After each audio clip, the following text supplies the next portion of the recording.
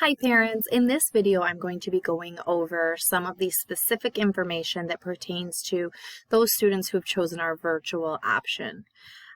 So if your child will be in person, you don't necessarily need to sit through this video, but obviously you're more than welcome to. Maybe you're curious. So first of all, as Mr. Clark has said several times, we are offering a virtual extension of our in-person learning for those of you that for whatever reason have chosen our virtual option. So it will not be a full virtual academy, if you will, but rather we are an in-person classroom that is giving you an option of virtually kind of tuning in and learning well at home. So if you look at the PDF that I sent, the last page at the top here, it says virtual classroom information. And I'm just going to kind of read through these bullet points and elaborate if need be. And again, if at any moment during this presentation you have a question or a concern, just jot it down. And then tomorrow during our Q&A sessions, we can answer any of those questions. So students who are choosing the virtual option will access all the necessary virtual materials in Google Classroom. You will receive an email address for your child with information on how to set up their Google Classroom. And then once they have set up their Google account, at the bottom of this document, I'll show you the code that they'll need to get into the first grade virtual classroom. So the lesson plans for each week will be posted by Monday afternoon. So essentially there will be a calendar that resembles this that has all of the subjects and days and little check boxes of what's due when.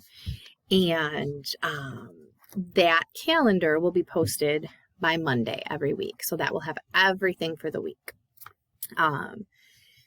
Student work that needs to be submitted for grading will be indicated on this lesson plan with a little dojo icon. So anything that has the dojo icon next to it on the calendar, you know your child needs to upload it in their Class Dojo portfolio.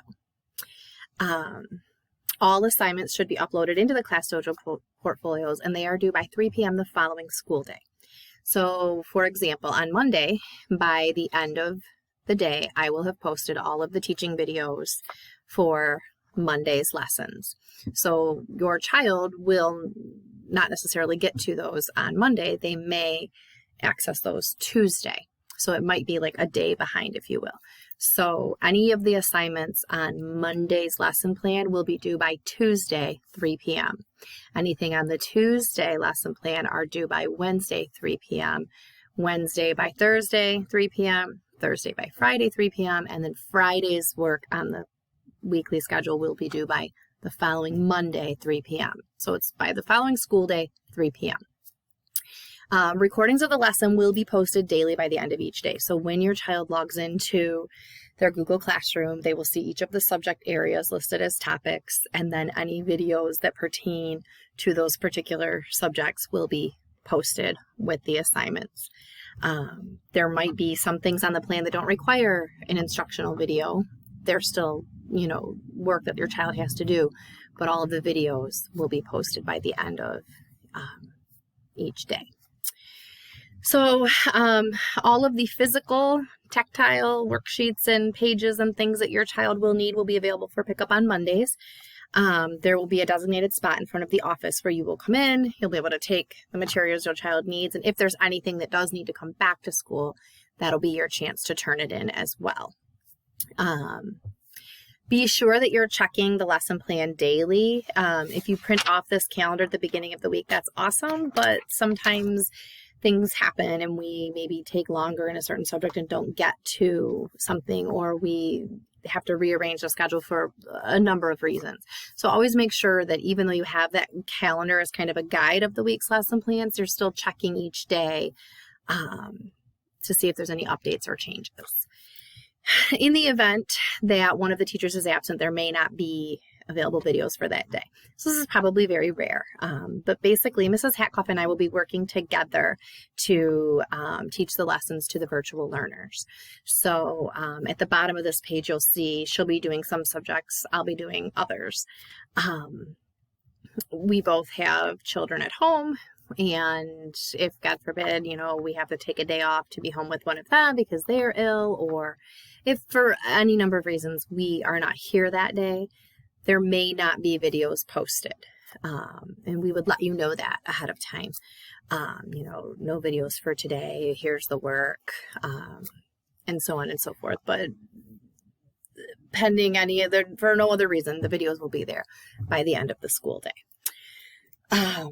Okay, so virtual lessons will be taught by both first grade teachers based on the following chart. So here's a chart. Each day when your child logs into Google Classroom, you'll see the subject areas. So there will be morning meeting and morning work, which each day will be posted by Mrs. Hatkoff. Reading, spelling, and science or social studies. We flip-flop those quarterly. Those videos for those lessons will be posted by Mrs. Hatkoff each day. I will be posting for both classes, math, religion, handwriting, and language arts each day. So if your child is a virtual learner, when they log in, it'll all be in one classroom, but depending on what subject, it'll either be me or Mrs. Hatkoff that's doing the actual instruction video. Now for this part, students will live Zoom morning meeting every Monday. If your child is in Mrs. Hatkoff's class, they will be live Zooming at 9:30. And if they're in my class, they will be live Zooming Mondays at 8:30 a.m. So we do morning meeting every single day. Once a week, we like to be able to check in with those virtual kids. So they can just Zoom in and we will have the camera facing, me up there doing morning meeting with the class, and they'll be able to be an active part of our morning meeting from a distance every Monday at 8:30. So now when it comes to logging into Google Classroom, I posted here some kind of steps for you to log in. So the first thing that you'll have to do is set up the Google account with your child's email. And you will have received that information when you come to pick up supplies. So either you've done it already or you're coming tomorrow. Either way, you'll get that information and you'll be able to log in and set up your child's Google account. Once that is done, you will go to classroom.google.com. And when you get there, I'm just going to click on it to kind of show you here. Up in the corner, here we go, there's this little plus sign. And if you click on the plus sign and then say join class, when you click that, it will prompt you to enter a class code. And our class code for the first grade virtual classroom is listed not only right here, this AOKCW47, but it is also listed on the PDF that we were just looking at. So right here. So here's the code that you will enter to join the class. Once you've done that, each time your child logs in, they will see that class for first grade. They can click on it, and then all of their work and lessons will be posted there. Okay. Again, questions will come tomorrow when we do our Q&A session. But for now, that's just kind of a little guideline of how the virtual learning will work. And hopefully this COVID-19 business will soon be behind us, and your beautiful children who are learning virtually for some time will be able to come back and learn with us in person. Have a wonderful evening. Bye.